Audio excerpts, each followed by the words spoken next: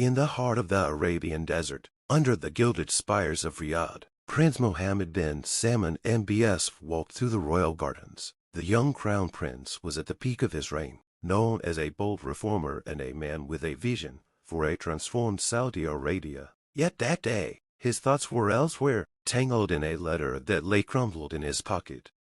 A letter, written by the mother of a prisoner, pleaded for mercy. Her son, a man who had committed a minor crime in his youth, had languished in prison for over a decade. She spoke not of his innocence, but of his transformation, a man who now sought only to serve his family and his community.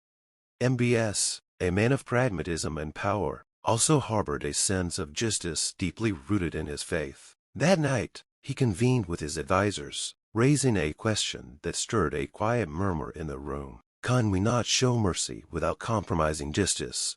The next morning, a decree was announced. Under the new initiative, prisoners who had shown genuine repentance, reformed their ways, and posed no threat to society would be eligible for early release. This decision came alongside an emphasis on rehabilitation programs, aiming to integrate these individuals back into society as productive members.